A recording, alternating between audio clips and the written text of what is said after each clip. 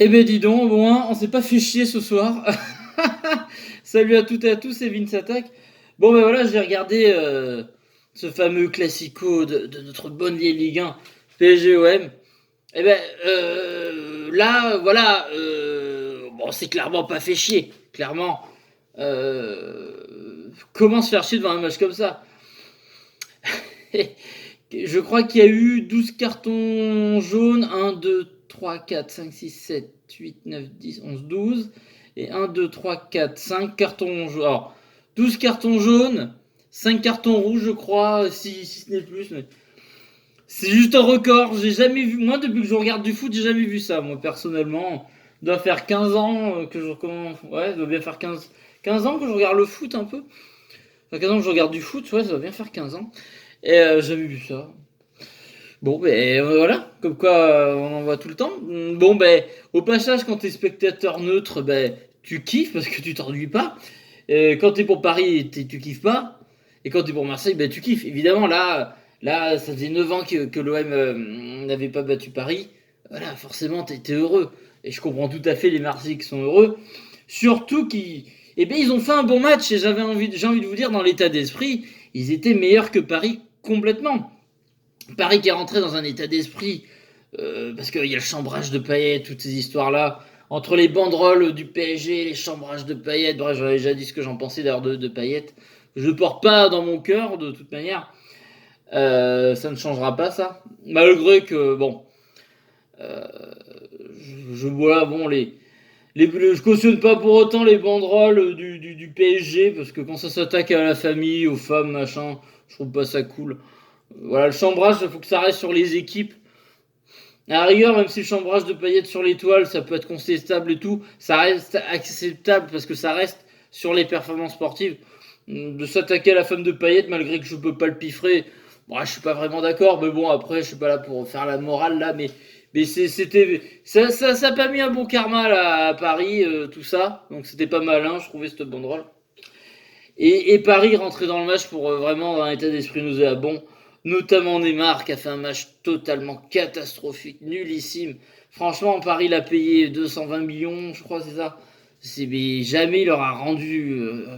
Mais c'est nul, il a un comportement minable. Enfin, c'est vraiment. Je l'aime pas Neymar de base, on va dire t'es pas objectiviste, mais c'est vraiment un très mauvais match.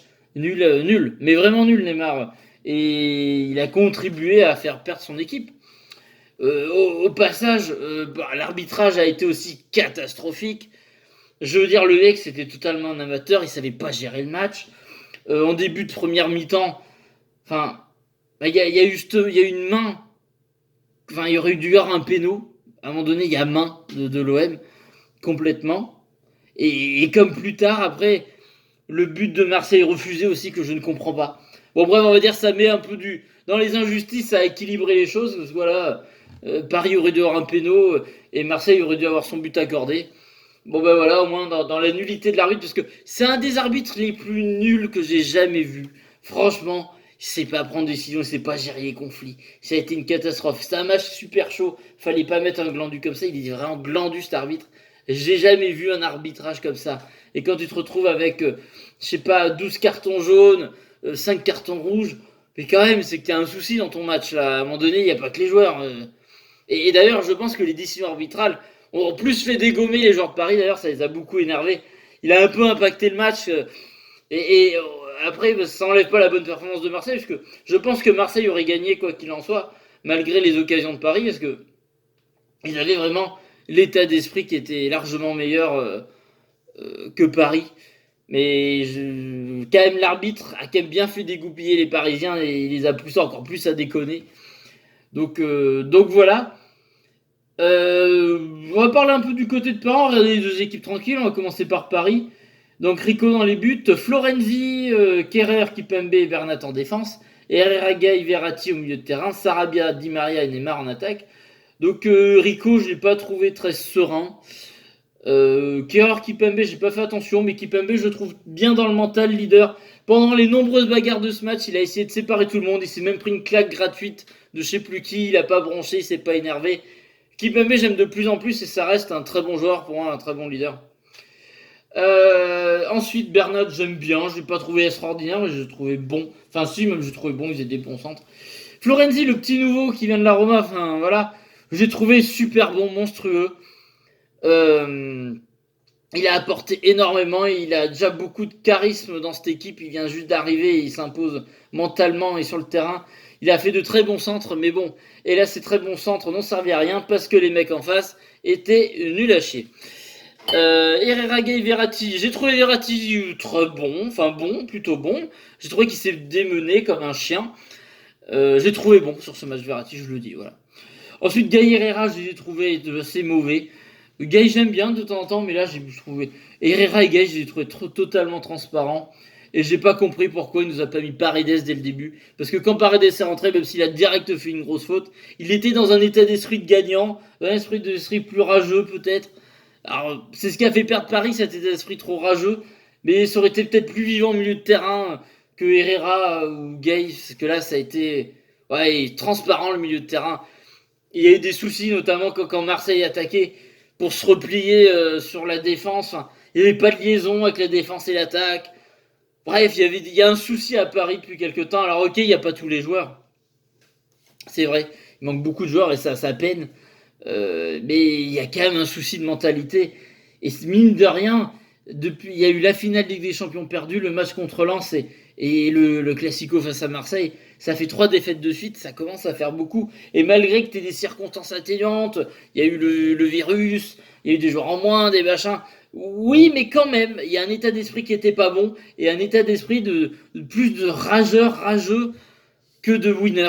Et l'équipe avait ça, la majorité, enfin une bonne partie des joueurs avaient ça, à part peut-être en défense. Mais voilà, pour moi, la défense a eu un bon état d'esprit. Le milieu de terrain était transparent sauf Verratti.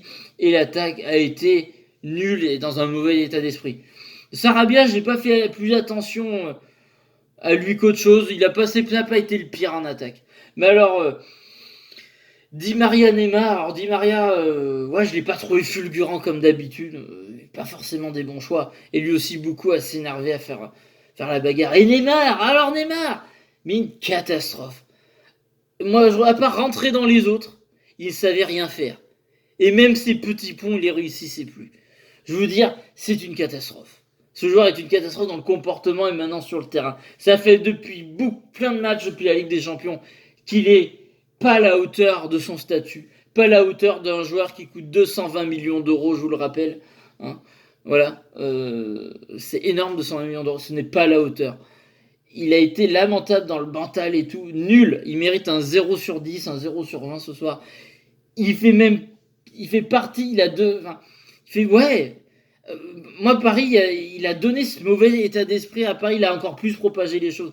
Il a jamais essayé de calmer le jeu pendant les bagarres. Il n'était pas un leader, il est ni sur le terrain, ni mental.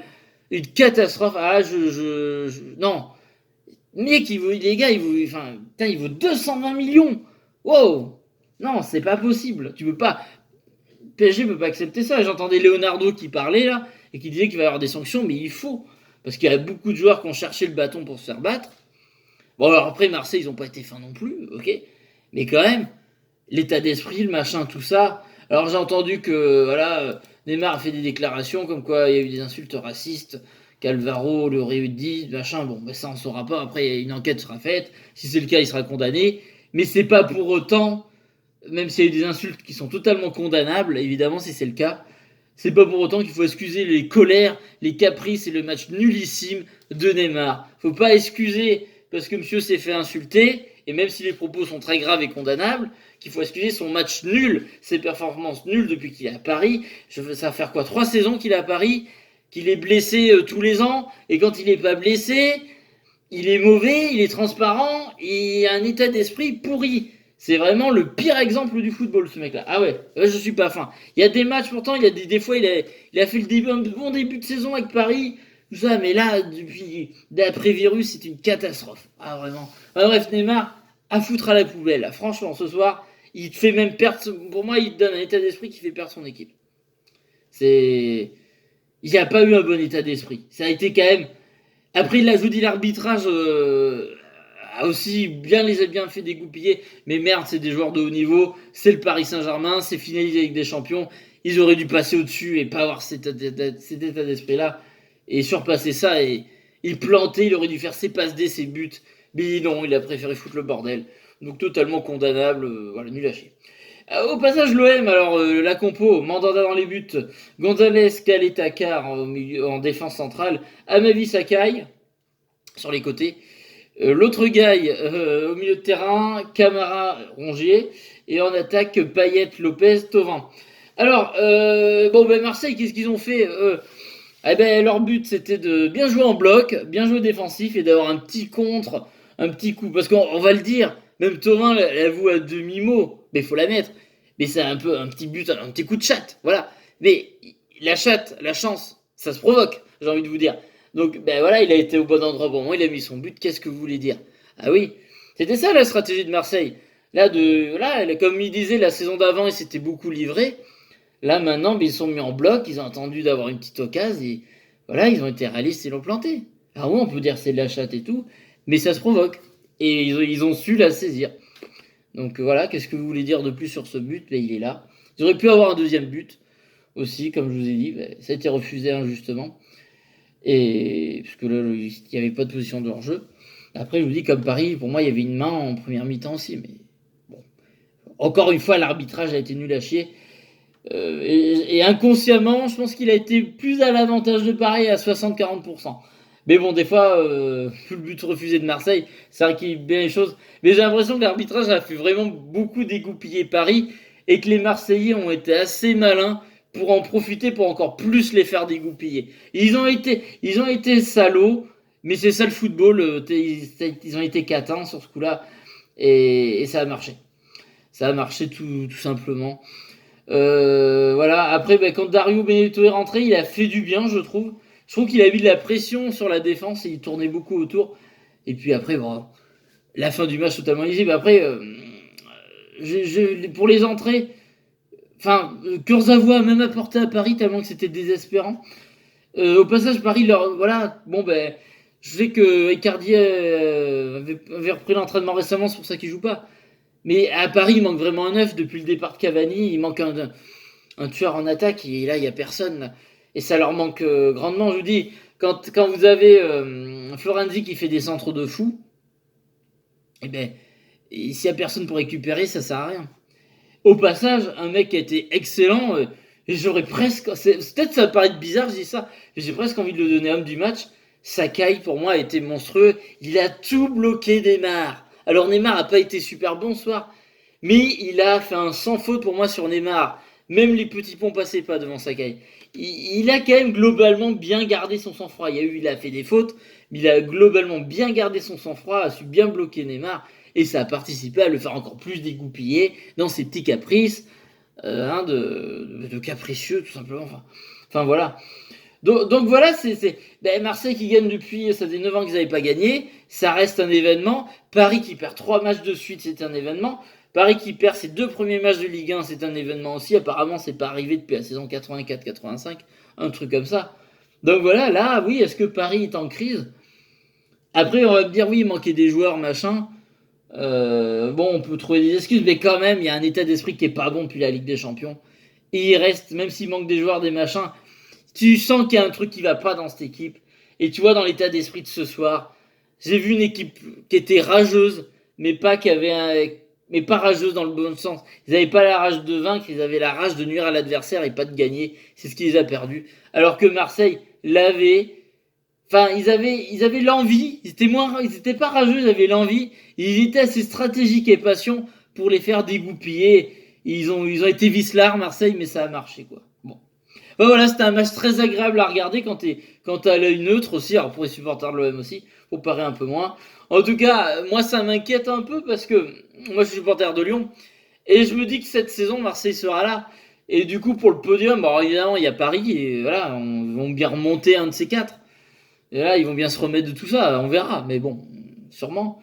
Donc il y a Paris, mais il y a Marseille, il faut compter là-dessus sur le podium. T'as Rennes, t'as Lille et t'as Bordeaux qui peut peut-être faire chier un petit peu tout le monde. Il y a Nice. Ça va pas être facile pour l'OL, je pense à mon Olympique Lyonnais.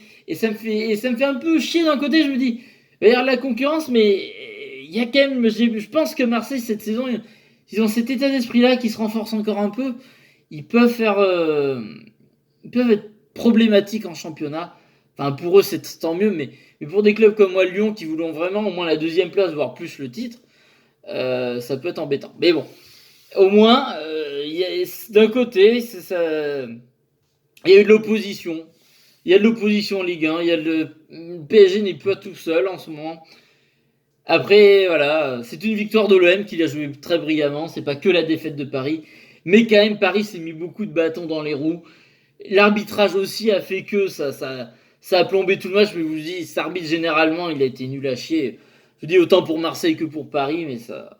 Mais, mais ces faits de jeu ont plus énervé les Parisiens que les Marseillais. C'est aussi ça qui a fait la différence. Ouais. J'ai envie de dire. Les faits de jeu étaient à peu près égaux de chaque côté. Mais ça, parce que bon, quand on te refuse un but, c'est quand même gros. Hein. Même s'il y a eu plus de petits trucs des fois contre Paris, quand on te refuse un but, c'est gros. Donc bon, quand même, on va dire que ça a été moite-moite, allez. Et, mais Marseille a gardé plus en sang-froid. Et ils ont été plus vicelards et plus joués en équipe en bloc. Et voilà, ça a été une question de mental. Au passage, record de carton, c'est ouf. Bref, n'hésitez pas à me dire ce que vous avez pensé de ce classico dans les commentaires, que ce soit Marseillais ou Parisiens. Qu'est-ce que vous pensez de vos équipes respectives? Et puis les autres supporters de Lyon, évidemment, et d'autres. Ben, si vous voulez regarder des matchs, parlons-en, parce que c'est très intéressant à regarder. Bon, je vous fais des gros bisous. Je vous dis à la prochaine pour d'autres vidéos. Voilà. Après toute cette action, on va se reposer. Et je vous dis à la prochaine. Salut tout le monde et prenez soin de vous surtout.